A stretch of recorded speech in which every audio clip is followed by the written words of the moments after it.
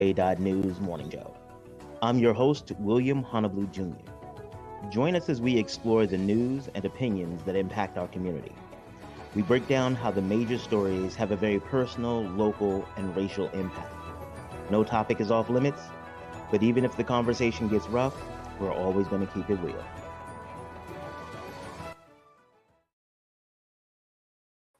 Greetings and salutations, all my friends out there in internet land. I am William Honolulu Jr., and I have the privilege and honor of serving as the host of the Black USA News Morning Show.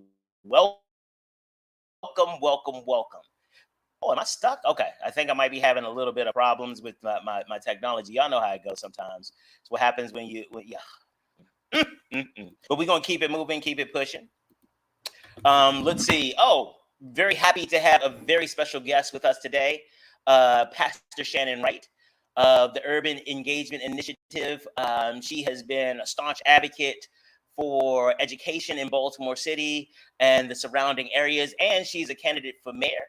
She's a Republican, and she's Black, and she's a woman. So I'm very interested in talking to her about kind of how those things intersect, the passion for education and how not necessarily identity politics, but how her identity plays into her politics. But want to give a big shout out, as we always do, to the squad. A big love to Brandy Raymar, our assistant producer, and Grace Awaka, my personal assistant, basically my handler. You know, I need help staying focused. But I want to say a big shout out to the super producer, Kyle Morgan. Crazy Horse is the reason I call him Crazy Horse. We go back like babies and pacifiers. So you got nicknames and stuff like that. But I want to give him a big shout out because this series that we're doing on politics and elections is really inspired not just by him, but by his dad. Let me show you a picture of his dad. Earl Morgan. Earl Morgan was a champion of Black media, of Black news. Put this up. You can go check out a tribute of Mr. Morgan. When I tell you that Mr. Morgan was part of Black journalism before being a Black journalist was cool.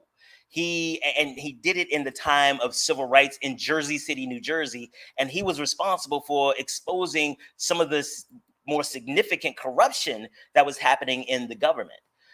He was part of that fourth estate, and they talk about, separation between the branches of government. But one of the reasons that the Black press is important is because, let's be clear, back in the day, hell, even sometimes today, the white press doesn't take the needs of the Black community into consideration in a meaningful way. We're going to, again, we don't keep it 100. We might not keep it 100, but we will keep it 85, and that's real.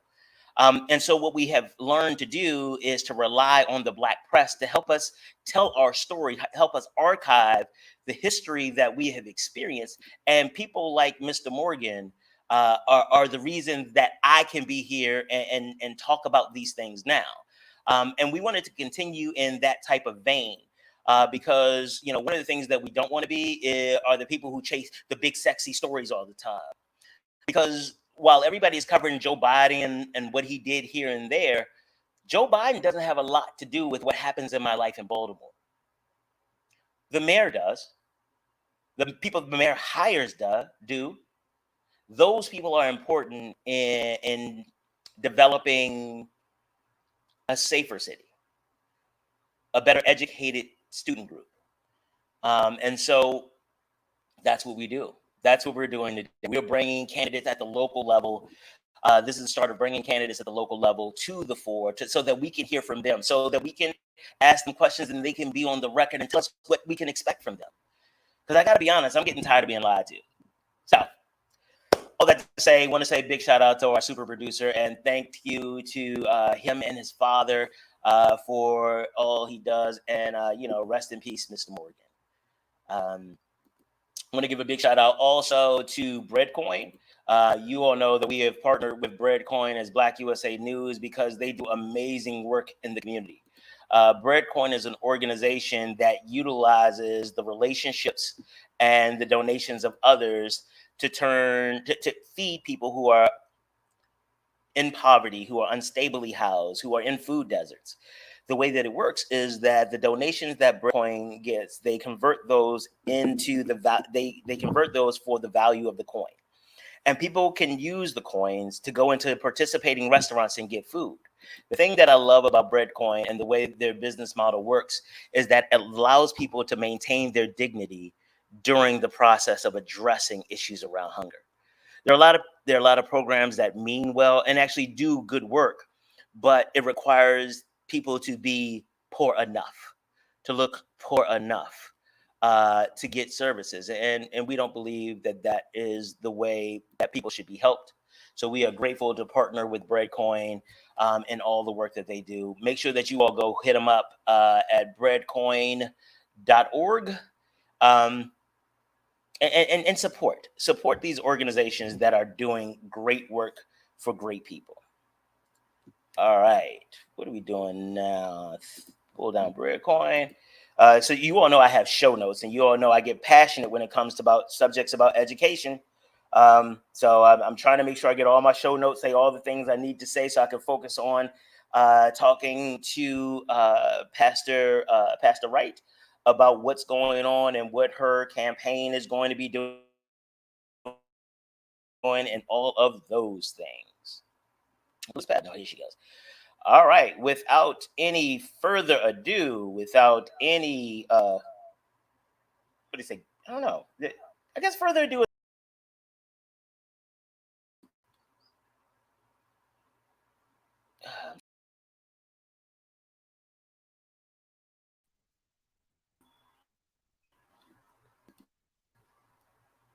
Okay. All right. Did I get it done? Did I get it done? Okay, here we Get go. it done. Oh, Pastor Wright, how are you doing today? I am well, thank you. And yourself? I am doing very well. I am very grateful for you being here and really having a conversation with us about your run for mayor, and also about the Urban Engagement Initiative. But before Okay. we go ahead with all of that, why don't you tell the people a little bit about you? Wow. Okay. I live in Baltimore, clearly. Um, Born in New York, migrated south. Uh, I was raised to believe in giving back to your community.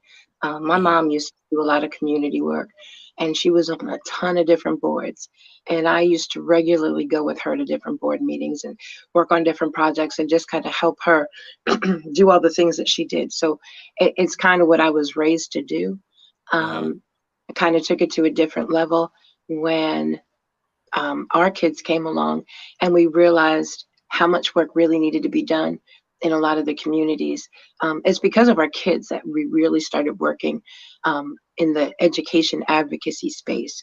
Okay. I didn't like what was going on in their schools, and folks said, well, a lot of what's decided in the classroom happens from the Board of Education, and mayhaps if you are so displeased, you ought to be a part of the solution and run for office to change it. I Mhm. said, oh, okay, challenge accepted. There was a threat, like if you want to do something, step up, and you're like, no, okay, bet, okay, I appreciate that. Okay, so let's do it. And that's kind of really how it started. Um, I honestly don't know if I would be where I am had not the things happened that did. Mm, okay, cool. Um, So to give a little bit more clarity, okay. we were able to work out the situation with our kids. Mhm. And a very good friend of mine said, well, that's great for you, but what about the other people that can't Mhm. navigate that system and don't know the things that they need to do, don't know the rights that they have? And Right. I said, oh, okay. So That, y'all want me to do more? Got you.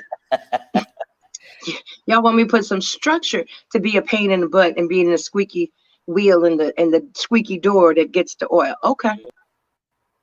that is one of the That's things. That is one of the unfortunate parts about many of our systems. They are designed to address problems, not to make things better. Before we get too far in, I want to just say this to you. I try to say it to all politicians, well, not politicians, but candidates. Thank you. Uh, because regardless of anything else, it takes a lot of courage to step in front of the public, to kind of lay your life bare for scrutiny and things like that, because you believe in what you're doing, because you want to make things better. So I always wanted to say, I am greatly appreciative of people who are willing to do that, because that is a sacrifice that you all are making for the community. So thank you. So to be clear, I ran for mayor in 2020. Mm-hmm. What 24 looks like? Not sure yet. Okay. I apologize. I'm trying to push you up, but I apologize. I'm gonna step back. No. It's okay. It's okay. A lot of folks have been asking. So are you gonna do it again? And I'm in a place of prayer and meditation on that one. Okay. It is a difficult road, for sure. We'll see. But one thing I do know for sure is, whether it's as a candidate or just as someone that lives here in Baltimore, I'm going to continue to work to make this city better. Cool in the gang. So let's talk about some of the work that you've been doing and that you are doing to make the city better. Tell us a little bit about what's happening at the Urban Engagement Initiative. So Urban Engagement Initiative focuses on three things: food insecurity, education, economic opportunities. Everybody wants to come on TV and talk about the crime in the city. Mm-hmm. Crime happens organically when people don't know where their next meal is coming from. Absolutely. Don't know if they're going to be able to keep a roof over their head, shoes on their kids' feet, and what the future is going to look like. That lack of faith that your future is going to be better than your past diminishes the hope that your future will be better than your past, and increases the desperation that your future might not be better than your past. Or that you might not have a future at all. Well, and when that hope shrinks, and that desperation or question grows, you start to look at things that you wouldn't ordinarily look at, you weren't raised to look at, and you start thinking about things that you really ought not be. Okay. So when we talk about crime here in the city, some things we need to do. If we want to really lower crime in a sustainable way, not a bring in more police and state troopers and beat people over the head kind of way, we need to do things like increase access to quality good food in all the communities, in all the neighborhoods. Absolutely. We need to do things like make sure our education system is actually educating children in a way that when they get out, they can either continue their education or be gainfully employed, whether it's for somebody else or in their own endeavors. But we're not doing those things. When you want people to have feel a sense of ownership and pride in where they are and take better care of it, you need to look at the quality of life things like, how many potholes do I have to go through to get from one side of the city to the other?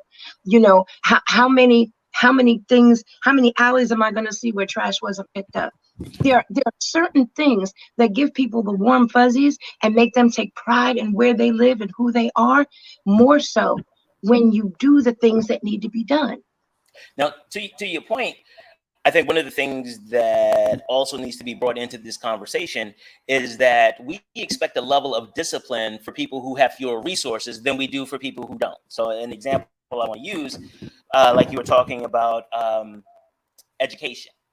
Mm-hmm. There is a vast difference between somebody who has to take their kids to school, or has to be comfortable enough with their kids catching 2 or 3 buses to school as the mornings get shorter. I mean, the mornings are darker and the evenings are darker. That is a whole thing you now have to think about, that you don't have an opportunity. I mean, that stuff, that's another, that if you're thinking about your children's safety in that way, you are not thinking about some of the other things about how to enhance the quality of your life. Even looking at the child, if the child is taking 2 or 3 buses home because there's no good neighborhood school, that is also that time frame. They're not spending that time on homework. They're spending that time in commuting. And so there are other things about, but they should still, if you don't have, I'm sorry, I get excited about this. That's one of the show notes I have to look at, like, calm down, think about your point, because it is so critical. And I absolutely agree with what you're saying about some of these fundamental pieces that drive the decision making. But if you have been socialized to believe that you don't have a future because nobody else around you does, or everybody's future seems random. I remember I was doing some work in DC about 15 years ago at the Covenant House. And I think this illustrates it best. One of the children I was working with doing some radio interviews, He said, well, I had 3 best friends, now I only have 2, because one of them got shot on the way home. But, that happens or whatever. I'm sorry, no. Mm-mm. For him, though, but think about what that means about his ideas about permanence, about attachments, about being engaged, what life looks like. Because there were 4 of them, now they're 3. There's no rhyme or reason why they're 3. So why would you even believe you have a future if, as a 10-year-old, you have come to the point where you are conditioned to believe that whether your survival is based on a random set of circumstances? How do you process that as a student? But that needs to be part of the conversation. These social emotional pieces. It does. It absolutely does. You can't expect a child to sit in a classroom and be prepared to learn when but I mean, let's be real about this. Most grown folks don't want to take 2 or 3 of any kind of method of transportation to get wherever they got to go to get a job. Myself, I don't want a long commute. Why would you think? Because it doesn't set you in the right place to be effective when you get there. So why would we think children would be able to master that and then be able to sit in that classroom in a place where they're ready to learn? There are certain things that are counterintuitive that are happening here. 2 or 3 buses to get to a school. Some secretary of transportation, somebody need to look at that, work that out, because that does not make sense. You by time you go through the things that you go through, taking multiple types of transportation, your good place you might have been in from starting your day with prayer and meditation is a little bit thinner. Okay, so Who's the time? So to expect children to be able to do that, weather that well, and then be in a place of ready to learn, we're not starting off right. And to the point that you made about the dichotomies between how we believe children, these random little people with no experience, no discipline or whatever, what we expect from them, we don't even expect from ourselves. I've heard many a person say, don't talk to me until I had my coffee. But you're okay. A kid should be able to be disciplined on an empty stomach and should be able to show up to class ready to learn. Here's the other part that we don't pay attention to. Why would kids want to go? Recognize that this is by force. Like kids didn't go like, you know what would be really cool? I would like to spend 8 hours of my day having someone tell me stuff that they will not explain to me how I will use it in my life. I want to go there 8 hours a day, and nobody asked them whether they want to go. We just send them there and then expect them to be okay with it and do what we want. That was the Thomas Dewey model, the tabula rasa. This idea that children are nothing more than us to put our ink blots on. Treating them like humans, I think, and looking at some of the policies that you've advocated and some of the positions that you've taken, you've not articulated this way, but it sounds like you're trying to put more humanity back into the educational system.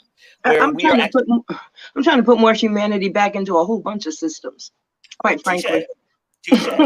Quite frankly. Let me tell you, see, my mom was a single teen mom. We lived in the projects with my grandparents when I was born.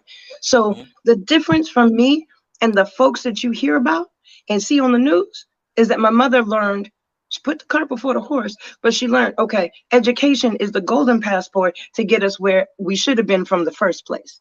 Right. So when we talk about breaking the cycle of poverty, when we talk about breaking all these cycles, you got to know what tool you need to break that thing. Well, let's before we go to the tool, because I think sometimes the problem is people only look at the tools that they have and try to use those. Because what did the proverb say? If the only tool you have, or the saying, the only tool you have is a hammer, every problem looks like a nail.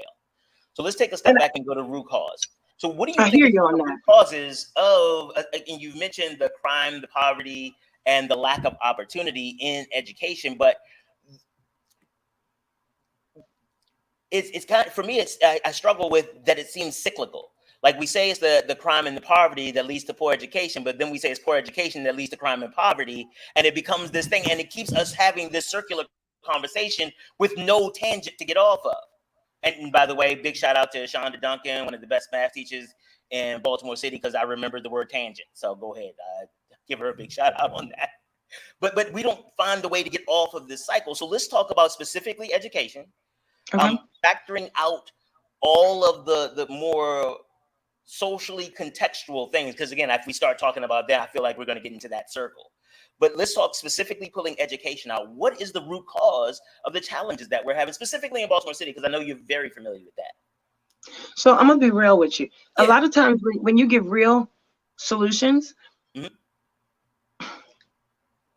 people don't like it because they're invested in the make pretend. I'll say it for you.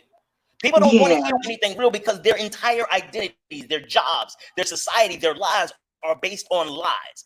They are based on the fact that they are not good, but they look good. They feel good. And so we move away from the substance of things to talk more about the style. You don't have to worry. Honestly, a lot of the world is like shape up. What is that shapewear thing?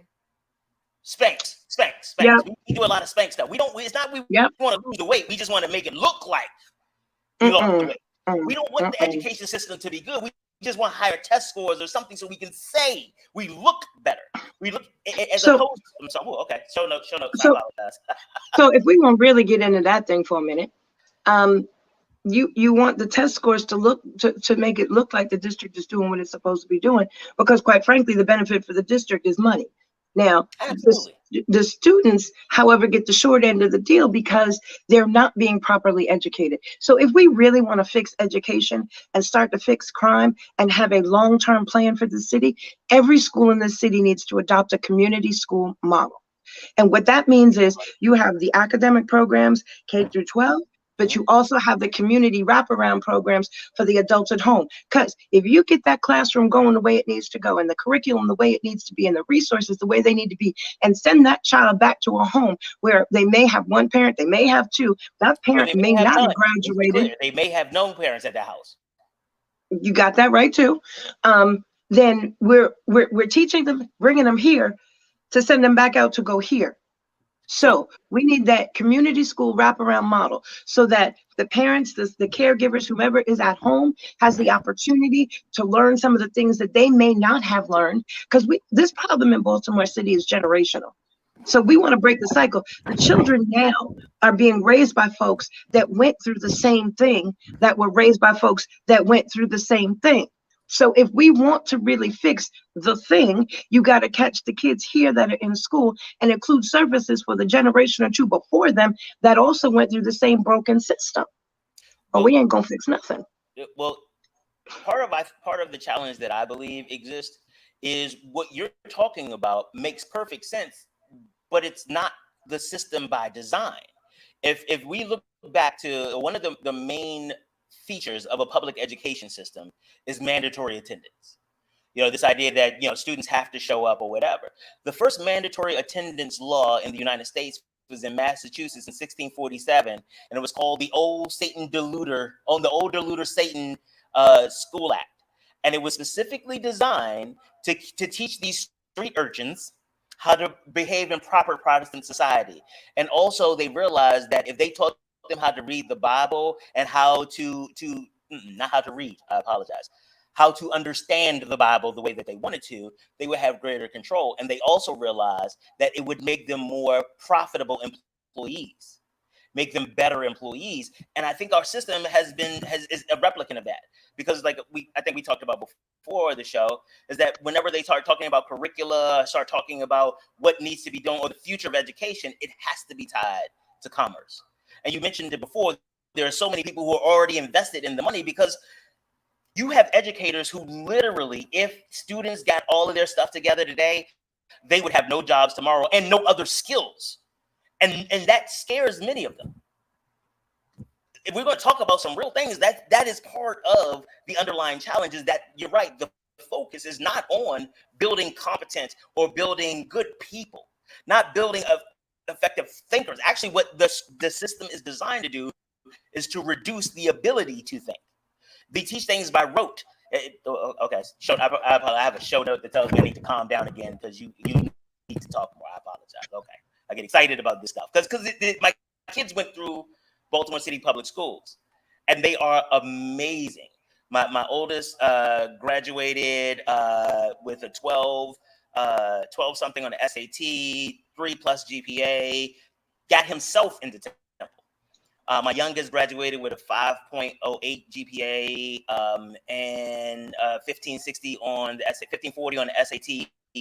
and is a physicist at North Carolina A&T. So don't get it twisted. Baltimore City has results, and if nothing else, my kids aren't the only ones. I don't try to pretend like my kids are the exception in Baltimore City. But what I find has happened with a lot of these students that are successful is that it has sometimes not a lot to do with school. It has a lot more to do with these things that you're talking about, the social context, the rapport. One lady whose child was parallel to my oldest, the reason that her child was parallel to him was because that every time we found some information, we gave it to her about, this is the program we're sending him to. This is the program we're sending him to. She didn't have those resources, but she just kept applying after us, and her daughter was able to follow along. Had graduated, is doing wonderfully, but these are the types of things I think you're talking about in this community school model, and it's taking because if she hadn't met us in daycare, would she have even had those options? Like, that is too random. And her daughter's amazing. That is too random. And so I appreciate what you're talking about, the community school model and how that can transform lives. And I love one of the reasons I have this show is that I got a lot to say about a lot of stuff. That's why they keep giving me show notes and say like, hey, you remember you have a guest. They're not just, because if you don't, okay, so I'll tell you about my team. I love them, but they are people who called me and checked. They were like, because if you're just going to keep talking, we're just going to put a picture of somebody on the screen because it doesn't matter. I was like, oh, okay, it's that bad or something. Well, I mean, the idle hands of the devil's workshop. So I have my crocheting here. I'm good. I got my crocheting right here, my coffee over here. We all good. I appreciate you. But so again, I again grateful for your points, and I agree with them, and it's so exciting to have a conversation with somebody, that resonates with me. So yeah, I'm excited. So I just, like I said, when you want to have the higher level conversations in terms of what is the best blueprint for economic development of the city, when you want to have those kinds of conversations about enticing folks to come in and want to develop, and they want to talk about their rate of return, you got to take some steps back and get some of the basic foundation blocks built up right. Because when folks talk about whether or not they want to move their business to Baltimore City and bring an economic opportunity for the city, and then for the people that it will employ in the city, they look at a couple things. Real estate values, whether they're going up as they're supposed to, stagnant or down. Schools, whether they are good or whether they're going to have to include the cost of private school tuition in their budget. Taxes, and the overall crime and climate of the city. Now, if we really want to, now, for anybody that's elected that's watching right now, the model y'all use here in this city for economic development is a little bit askew. Y'all give away the whole table, kit and caboodle, to entice somebody to come here. Don't say the city, say the state, because I mean, okay. I'm willing. You know what? You say the city, I'll pull it all the way back out to the state. Okay, I co-sign what she about to say about y'all, but I say it for the state. Go ahead. Y'all give away everything on the table, including the table, to entice people to come here to build businesses, when if you actually did the things you're elected to do in the manner in which you are elected to do them, the city and the state would organically grow. It would be sustainable growth, and you wouldn't have to worry about whose budget you're going to beg for, whether it's state or federal, to be able to do the things that y'all fail to do through your policies here in the city. Yeah, I said it. And you are absolutely, I agree with you, because one of the things that happens is that we are so pick me. We're so pick me. It is like and part of the challenge is that the metrics that you identified are the metrics that define. That is part of the problem, and that is what shapes our society, and that's how we dehumanize it. Yes. And see, that's why you got to do two things. You got to work within the parameters of the system the way it is. At the same time, while you're working to get where you want to be in the existing system, you're redesigning that system so that at the end of that process, you are at the place you wanted to be in a system that actually works. You can't just do one or the other. No, I agree. So let's be clear. I do appreciate that, and I appreciate the fact that you understand the nuances of the continuum that needs to happen. One of the challenges that I've had talking to people about advocacy is that everybody believes that their advocacy is the advocacy. It's like, no. I work with a lot of I work with some national nonprofit, Black nonprofits, and some local ones as well. And one of the pieces of feedback that we often get on one side for the nonprofits who are in the suites and really trying to work behind the scenes and making money move, actually moving money into communities, the feedback that they get is like, you all aren't in the community, nobody knows what you're doing, you must suck. But on the other side, when you have organizations that are in the streets who are really pushing, the argument is that, well, we haven't seen any progress. Now y'all just out here yelling and blah, blah, blah, and y'all suck. Both of those are necessary. Like back in the day, that's one of the reasons that the Urban League and the NAACP had so much progress during their heydays, is because the NAACP's role was to get out there and make people so incredibly uncomfortable that the powers that be went to the Urban League, was like, okay, what can we do to make this outside go away? And the population got better. But here's the problem. The people who were doing that, many of them were doing it because of the mission. But the system corrupted the mission by offering a whole bunch of money. And now you have people, this is a dollars and cents game. This is about, and you will do what's necessary to get the dollars and cents. Because don't forget, a lot of the things we complain about are how people pay their rent. The same way that we talk about these kids out in the corner selling drugs. Actually, Lisa Pierce was on with Donnie Glover earlier today. And what she said is that as she's been working with communities of disinvested athletes, what they are finding is that these athletes are becoming the drug dealers. Why? Because they have market potential in their communities, but no other opportunities. And so if you don't provide other opportunities, even your best, your student athletes, not just the athletes who happen to be students, but your student athletes, they are given fewer choices. And that's why I said our focus: education, food insecurity, economic opportunities. The three have to work together if you really want to change neighborhoods, communities, and the city as a whole. The three. That's the trinity that needs to work in the natural to be able to move this city forward where it need to be. You know, folk in the Bible is a trinity. In different aspects of history, there's a trinity. The trinity that we need in this city right now: education, food security, and economic opportunity. Yeah.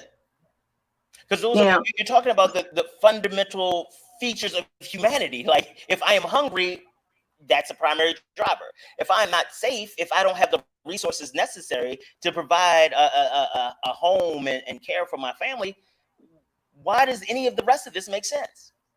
Yep. And then the thing that I do want to say that I have seen, and again, I don't think you articulated it this way, but in your literature and also on the Urban Engagement website, was that you take into consideration kind of the social emotional well-being. But I want to, and in doing that, you attempt to provide dignity in the process. And I want to say that is, I think, in most of the plans that get, and I don't know if you heard the intro I did when I talked about Breadcoin, great organization. But one of the things I love, and one of the reasons that we're working with them, you know, however they want to work, is because they not only provide support to people, but they allow them to maintain their dignity. And what a lot of times the people who want to help, you need to look poor enough. Get yourself a little dirtier. Like, oh, why do you have nice clothes on if you need help? How can you really be a victim of domestic abuse? I don't see any bruises. Like all of these things that if you don't show up looking bad enough, there are some people that don't want to help. And so I again want to say I appreciate the fact that there's nothing that you have, at least nothing I've seen, that suggests that you are requiring people to sacrifice their dignity. Oh, heck no. Heck no. So some years back, our youngest son had some issues and we required some extra resources to be able to help him through some of his issues. And we went to public assistance. And they said, well, y'all have 4 children and we appreciate that, but this is where you have to be. And I said, okay, I am going back to school this semester. My husband is going back to school next semester. And we are trying to do some things to make sure we don't ever have to come see y'all folk again. They said, oh, well, you can't do that. I said, excuse me? I said, no, you can't do that because we need you to go through one of our approved programs. And if you're working while you're in school, you can't make more than this. I said, well, I'm making more than that now, and I'm still here. So if I can't, y'all aren't about really helping people get where they need to be. You're about breaking the person down, making them feel bad about themselves for having to come to a place where they need help. And that was one of the things I said to my husband. That moment in that place, I said, okay, we're going to do what we need to do for the kids. I will eat a cornflake a night before I come back up in this office and talk to these people and go through this system again. Now, we were able to do that, but I think those lessons, those experiences are also part of why we do what we do today. Nobody should have to feel like they're less of a person because they hit a hard time. Right. And in this city, no one should feel like less of a person because the systems have been broken for so long that they don't even know what a whole person should be able to do because they weren't taught it. We don't teach critical thinking. We don't teach people to be able to stand on their own feet. We teach people to get a job and work for somebody else. We don't teach people how to shape their own destiny. We don't get to a place where we can talk about generational wealth because we're talking about situational poverty. Absolutely. That's not how it's supposed to be. You know what? I forgot. I'm gonna tell you where I went wrong today. I did not calibrate my expectations for your title, man. You about to take me to church this morning. Now, I feel good because what you're saying is what's happening. And sometimes for me, this is why they give me so many show notes. It's so frustrating because I'm like, why? Like, if you could just tell me why this is so jacked up across the board. What is the benefit? And the only thing that I keep coming back to is that it maintains itself. So I'm going to tell you, no, there's a place. There's a place. Okay. There's a place and a time where things started to shift. And I'm going to tell you what that is. And most of your audience is not ever going to want you to have me on your show again. And it's all good. I love the fact that this is my show, though, so it's okay. So at the time, we would talk about and started to really push separation of church and state. And now we're in that place where people believe in church or state. Just because you say something repeatedly and loud, don't make it true. So we got to a place where we actually believe that there needed to be a separation of church and state. Now, the problem with that is when you go to the book of Exodus and you see the first conversation about the beginning roots of a political structure, of a community structure, of a government. It was a conversation between Moses and his father-in-law. And the way that thing was broken down came from the Bible. Yes. Now, in the beginning, it was supposed to be folks of faith that were grounded and steeped in that faith to do the right thing according to the God that they believed in. Were supposed to be leaders of the community. But when the folk that weren't believers realized, well, the leaders and the members of the community get a better hut. Yeah. More goats, more cattle, more everything. Well, we need to do that. But y'all ain't steeped in the faith that's going to make you do the right things for the people. So the separation of church and state was to make sure that the state could corrupt the people and the church. So when you started getting to a place where that whole separation, and then there became that gray area up in between, and you got more churches now that are getting government funding, and that government funding means you have to agree with X, Y, and Z policy, so you can no longer preach according to what it says in the Bible, or what it says in somebody's state code. That part, can't let that go. The federal government requires them not to be able to preach things. That is not true. It is. No. I'm tell you why. I'm gonna tell you why it is. Because there are certain funding avenues that we've gone through to do our community work. Yes. And there are guidelines in there of things we have to accept and cannot do and cannot say. I read the guidelines, and some of the guidelines I wrote. So what I'm saying is, what the guidelines say is that when you are acting outside of a religious perspective, when you're acting like other commercial entities, other programs, you have to follow these rules. If you are going to act out in commercially, if you're going to act out in commerce, if you're going to behave in commerce, you have to behave like this. When you do religious stuff, those things don't apply, but you also can't get the state money to do religious stuff. Exactly. But you've got a lot of folks that don't get the nuance between the two. But that goes back to your point about critical thinking, not about the separation of church and state. But let me ask you this then. Well, see, if we had critical thinking, we wouldn't have to worry about separation. But my thing is, which church should be aligned with the state then? Should it only be the God of Abraham, or those who worship Allah? Should they not have representative government? Should they not be a part of it? Because Oh no, see, I'm not saying that. I'm not saying none no. of But I'm that. asking you, what are you saying? So if it's the God of Abraham that leads our government, that means that Buddhists, Muslims, and the rest, their God should not have a place in our government as well, or should all gods? Yeah, no. You trying to take me down a road that I didn't turn on. No. Because my That's why Bible, I'm no, asking. wait, Because yeah, no. watch Let this. me be I real have heard. clear. Wait, Let me go be ahead. real clear. I'm sorry. Let Don't me. do that. What I'm saying is, the language that you are using, normally leads to the place that I just went, and I want to make sure that you are not going there, and that's No, why I'm giving you an opportunity for clarity. Be clear. no. In my Bible, it says, "Judge not, Yes. lest ye be judged." So it's not for me to judge any other faith. It is based people of faith. As not this does not say what your faith is. My job is not to That's judge cool. somebody's faith. So No, I'm not. absolutely, Mm-mm. that's cool. So that's why one of the reasons that I have had a challenge with the arguments around the separation of church and state, because what has happened with people who tend to use, and I'm glad that you are not one of them. I am glad that you are not saying that. But what I have found, that people who start to make the argument about the separation of church and state, is that when they find morals or values that are not consistent or congruent with their belief system. So, for example, there are Wiccans and heathens, these other types of religions that they are as religious and actually longer than Christianity in many cases, and Judaism. And so, if we are doing the separation of church and state, then the Torah should be one of the governing documents. The Quran should be one of the governing documents. Hell, the Tao Te Ching should be one of the governing documents. And so that's one of the challenges, especially when all of these churches, their doctrines are inconsistent. Hell, in the Christian faith, the doctrines are inconsistent. And so that's one of the challenges. And I'm really glad that you weren't the whole, if it's not Christian, then Oh they no. and that's why I wanted to make sure, because I know people mark people with those types of things, and I didn't want that to be used. Cool. No, in my ministry walk, we were trained that in order to understand, in order to talk about the Bible and Christian faith, we had to read and study three: the Bible, the Torah, and the Quran. Yes. And when you do that, you see that there's a lot of principles. Words are different, but a lot of principles that are the same. That are the same.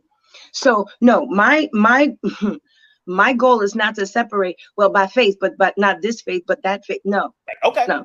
Judge not, lest ye be judged. My job is not to do that. And I am grateful for that, because again, I that's why I had to stop it real quick, so I make sure, because I didn't want people to get on and start commenting thinking that you were saying that all Muslims need to get out, and I wanted just to clarify that. Nope, not at all. And so I agree that part of the challenge in our society is the lack of a moral center, because we have come to a point where our moral center is winning. When our teams don't win, we set cities on fires. When our teams win, we set cities on fire. When our candidates win, we get excited. When our candidates, it's all about the win. And what we have turned into is that if you're not going to be part of us winning, then we don't want to support you. And I agree to the side. Yep. We got to move. We just move into the win. We're just moving to the win. We're just moving to the win. And what it leads to is this place where you're talking about, where it's just about the win. It doesn't, like, people are not voting on policies that help people anymore. It's, what do I need to do to get the win? When you have people who are comfortable saying that this policy sucked when somebody else did it, but now that my people want to do it, it's a great policy. Or if this person sucked, but now that they're our nominee, now they're wonderful. If it was a duck before, it's still a duck. I'm not going to pretend it's a pig now. But that's part of the, and honestly, to your point, that's what happens. People want to talk about the data differently. And there are some nuances and context which may explain data differently, but you are absolutely right. Deal with what it says. If it's bad, be okay with it being bad, because once you accept that it's bad, you can make changes and make it better. One of the things that I'd said to people in my election cycle was, if the city of Baltimore elects a mayor that can actually move the needle where the needle needs to go, regardless of who it may be, I'm all for it. If we can't, then there's a problem. And the problem is a problem we all got. Everybody. Simple as that. It's as simple as that. If I didn't win, but a candidate won that I knew, I felt confident, had a plan to move the city forward, I'm going to be all right with that. Not only am I going to be all right with that, I'm going to ask, okay, I didn't win, you up here, so how can I help you make sure we're still moving the needle in the right direction? That's what grown folk, real grown folk, properly grounded do. They don't have to be the one in the front with the win. They want to be a part of the team, the collective, to get the win for everyone. But that's But we part of don't the have problem. that here. No, We don't no, have that. you say here. Tell me where it does exist. Because I mean, here as in this society. I don't mean in this city. that's my point. Nationwide, these are the types of things that we're dealing with. It again, people want the win. This is their job. And just like when I'm at work, I'm trying not to get fired. If I got a customer that comes in and they are all, if you've ever worked customer service, you know the ones we're talking about. The ones that everybody sees coming, like, and then all of a sudden you got a break. Somebody got to go to the bathroom. I'm gonna go check the fridge, and it's like not it. And whoever gets left is the person that has to handle. See, like I've lived a couple of things. I've seen a couple of things, but if you had that, yes, how are you doing? Da da da da. And you go back and forth, and sometimes you give them something they don't deserve just to make sure they don't wild out. The bully starts to run the show. They start to make the decisions, Yep. and because it's about the win, and your boss isn't going to have your back because your boss wants the cash. Yep. And so the boss wants the cash, wants peace. So now you are left. If you want to keep the job, just do whatever you have to do to appease the crazy person, because everybody else is going to come to your restaurant because you have good food. The crazy person is going to disrupt all that, so you appease them. And this appeasing type of behavior is why, and yeah, I'm going to talk about this later. The murders in Texas, the children who were murdered. I'm going to talk about that, not in this show, because I still need to process that. But you end up in this type of situation because nobody wants to give up the NRA money. Nobody wants to lose their job as a senator. Nobody wants to lose their job as a delegate or a representative. Nobody wants to lose their job as a mayor. So they do the things. They let the bullies, they let the crazy people run the city, run the system. Again, I keep forgetting my show notes. You got me excited, Pastor. You got me all worked up. But that's kind of I blame it on you, because this topic was going to get me there anyway. Because these are the things that are killing the Black community: the lack of education, the lack of food security, and having very few economic resources. So let's talk about food security for a minute. And this is why I say you and I need to meet in person, because you need to come to my office, and I'm gonna tell you why. Okay. In my office right now, we have orange trees growing. In my office, we have pineapple growing. We have coffee growing. We have bay leaf tree growing. In addition to tomatoes, peppers, eggplants, string beans, cabbage, all the stuff. Now, the reason we have that growing in the office, and now our office is in a building downtown in the Inner Harbor. So it's not a place where you would think people would have dirt and plants. And that is precisely why I have dirt and plants, because I need people to understand. And I mean, when I say people, I mean everyday folk to understand. You do not have to wait for the elected folks to get their stuff together to put a supermarket in your community to know that you have access to good food on your table when you can grow it yourself. Now, people say, but I don't have any, I'm living in an apartment. I don't have any outdoor space. You got a window? You got some sunlight? Put a shelf up. Now, if I thought I could do it without messing up, I would turn the camera so that you could see what I'm talking about. Okay. So that's why I said we're going to have to meet in person, because I'm with it. Hell, next time we might just do this on location. I'm having a great time.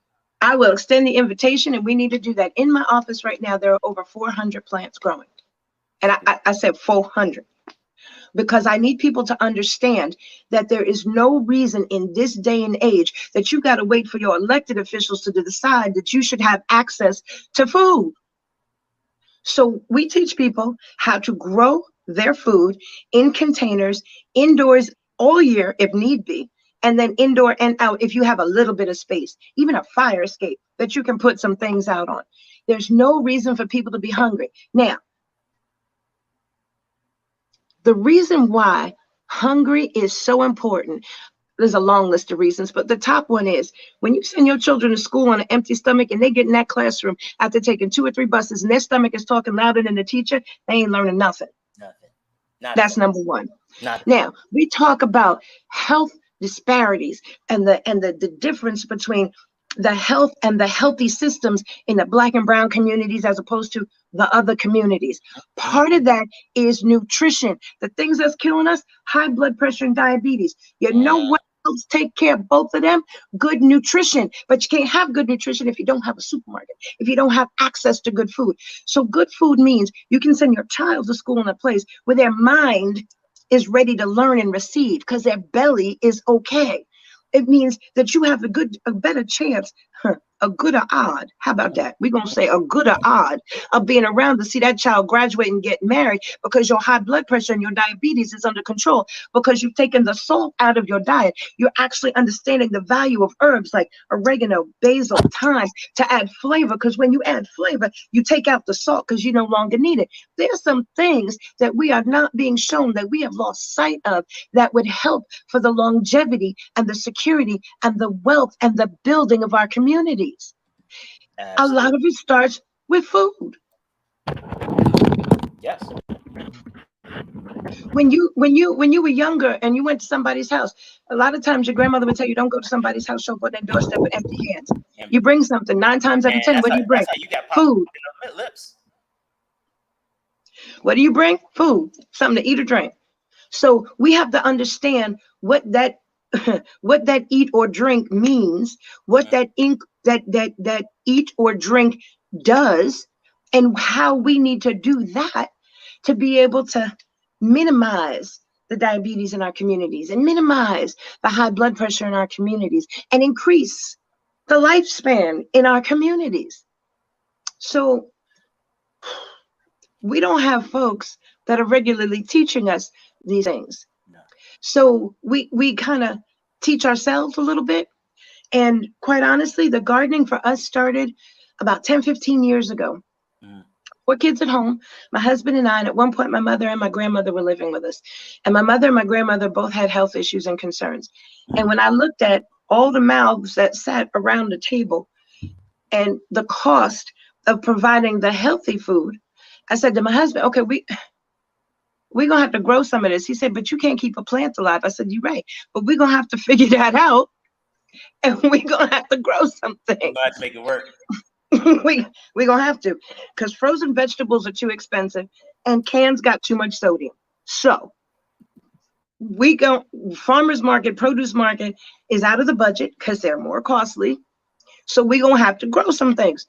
And that's how it started again, just like what education did with fighting for things for my own kids. Right. The nutritional component of what we fight for food security, started from necessity. And I think that for, especially for a lot of Black women, that is much of the story. That is much of, had to do it. Was it, one of the best entrepreneurs I've ever met. I would put her up against any Bill Gates, Elon Musk, anybody every day. I'd put her on. It's kind of like Ginger Rogers. She makes all the decisions that they do, but she does it backwards in heels. When they used to compare Fred Astaire and Ginger Rogers, how he was such a great dancer. Like, no, she's actually better. Yes, because she could do it backwards. You're right. And in heels. Don't get it twisted. Mm-hmm. But this woman does global shipping, engages global manufacturing, and does it because she had to. When you talk to her, she's like, my kids needed to eat. The place I was working didn't have enough. So I was like, I got it. I got to find something to do. And but the other thing that I also recognize that I find is amazing, again, particularly about the Black women I know, is that you all take your lived experiences and you build it into the solution. And it always, and I can't think of one example where it has not been true, but every business model, everything that they do, it is designed to support people who are like them. Like this young lady, she has stifled her own business growth because she was like, girls in my neighborhood should be able to afford what I offer.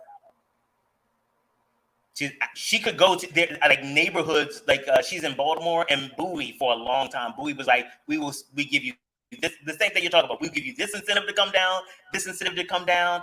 And she was like, but then the girls in Baltimore, in South Baltimore, nobody's going to come. They won't be able to afford the people who are left. And she decided to do that because the money was necessary, but it was still this part of, this is my community. I'm not going to turn my back on my sisters. Absolutely.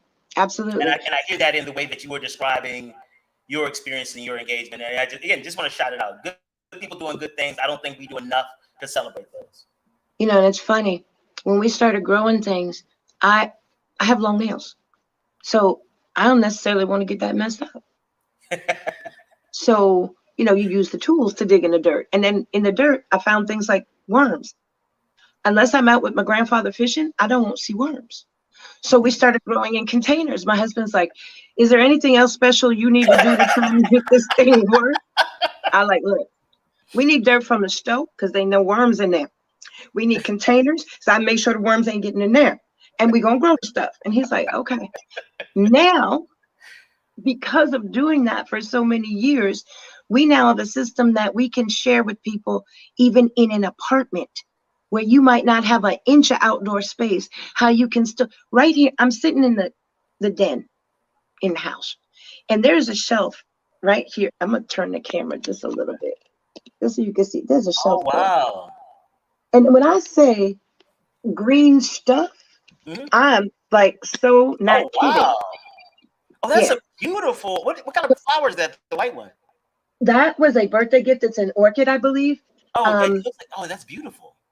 So in here these are all 2-liter bottles, empty 2-liter bottles. Cut the top, put holes in the bottom. They're each growing kale. Those kale in a couple of weeks will go outside. On this shelf, we've got a little bit more kale, and we've got some of our corn seeds, and this one's mint. Now, when I say we teach folks how to be able to grow food and keep food on their table, that they there's ways of doing things. I'm about to show you something real quick. You know how you go in the supermarket in the produce aisle and you buy cabbage, and your choices are usually red, green, or maybe Napa cabbage, depending on where you shop. Okay. You know how you get the cabbage home, and there's that round hard part when you're making cabbage nobody wants to eat because it takes forever to cook down. You cut that part off and throw it out. Well, when you cut that part off and you don't throw it out, and you put it in water, it roots. When the roots are a little bit longer, you put that in dirt, and from your groceries, you start growing your food. All right, so look. I feel you a little disrespectful right now. I'm gonna tell you why. You come up with a whole new show topic in the last 3 minutes. That's what you decide to do. You just disrespectful. I do not appreciate that. But you know what? No. You got to come back now. You got to come back. How about that? But how do you know that wasn't part of my plan in the beginning? Maybe it's excellent. I want to think highly of myself, so I just came up with it. Okay. It don't matter what you actually did. It's the story in my head. So I'm extending an invitation that if you'd like, we could do the next one in person. Absolutely. And you can see. So June 16th, we have an event coming up. It's $65 a ticket. It's not a cheap ticket, but it's not a break your arm ticket either. And it's going to be at a location that is the site of one of our board members has gifted us land to be able to put up 4 10-foot by 20-foot greenhouses. So we are going to make those greenhouses where we'll actually grow stuff, but we'll actually have hands-on classes for people that want to come in and learn how to plant and learn how to grow and how to take care of their plants. That will be our hands-on creative space as well as our urban farm. That's wonderful. Because you can tell people about it, but they got to see it. They got to feel it. So everything that you will be served to eat at that reception event on June 16th will be things that we are growing. So you'll be able to see not only that you can grow the food, but understand what you can do with the food, then how to preserve it, whether it's something you want to freeze, water can, or pressure can. From the beginning to the end. That's what we do. So it's $65 a ticket. It's June 16th. If you go to our website, well, no, because it's not on the website yet. But if you go to urbanengage.org, you'll see some of the things that we're doing and ongoing. If you go to Urban Engagement on Facebook, because I tend to update the Facebook a little bit more regularly. Tech is not my thing, so I like to get my hands dirty. But if you go to Urban Engagement on Facebook, if you follow Live Right on Instagram, you will see pictures. And we have gotten to a place where we're trying to do reels at least 3 to 5 times a week that show, matter of fact, you go to my Instagram and you share that thing, because on there we show the different plans. We show that it's not just about talking. We show about what kind of limited space you can use to be able to still grow. Every container in our outdoor space right now came from the dollar store. Oh yeah, no, don't get it twisted. Actually, The reason for that is not because I'm promoting the dollar store, but I'm promoting people being able to live within their budget and means and not have to break the bank to save a couple of bucks by growing their food. You can use containers and things you have in the house, like I said when I showed you the kale, empty 2-liter bottles. So we're all about recycling stuff to make it productive so that you don't have to break the bank, but you can put the good food on the table. So join us June 16th. Go to Urban Engagement on Facebook, Live Right on Instagram to see the pictures. I'm around and easy to find. And we got to stay alive long enough to be able to see our babies and our grandbabies grow up. And the way we do that is by getting some of these systems fixed and at the very least, keeping some good, healthy food on the table. Sounds like a plan. I always appreciate when people come with their pitch already done. Like game recognized game, and that was kind of family like. So I appreciate that. So you need to come by our office. Our whole you would love the feel as well as the actuality of what we're doing, but the feel that you get from when you walk in the door. It's all about family, because each community is built up with family after family after family. So if we don't rebuild the family, we will never fix our communities. I love it. Thank you so much, Pastor Shannon Wright. Ladies and gentlemen, make sure you follow her on Instagram, Facebook, and urbanengage.org. Doing a lot of great work in the community, really working to transform the lives of the communities that we serve. Pastor Wright, thank you so much. And I'm looking forward, one, because I'm coming down and checking out, because this sounds amazing. And I'm looking forward to the next time we're able, and actually before so I'm going to do this. This is actually like a voice note for my staff real quick. Before the 16th comes up, let's make sure that we get her online and do a couple of little vignettes of her producing stuff. We'll see if she has some additional content already that we can make part of the show. So sure do.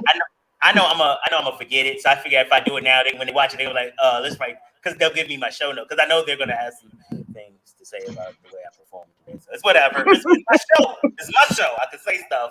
It's just I have to hear their voices on the end of it. You can say what you want to say. You just got to pay the bill on it when you get off the air. Touche. I appreciate you, and I'm looking forward to the next time I have you on. Thank you. Same here. Thank you. This has been wonderful. For me as well. The cool part is that not only do I know dope people, I get to meet dope people. Like I had never met Pastor Wright. Well, if I had, it might have been, when I was drunk or something. We was at a happy hour. Because that happened to me. Because the early 2000s, separate issue. But I just met her today, and to have a conversation with somebody who understands kind of the root causes of some of the economic and some of the educational challenges that we have, that's wonderful. So not only do I know dope people, I get to meet dope people. I love this job. And again, big ups to Donnie Glover, founder of BlackUSA.news and Be More News, for giving us this platform to do this and have this kind of fun and share really meaningful information about it. So make sure that you all hit up Pastor Wright at urbanengage.org. All right, we will be back tomorrow.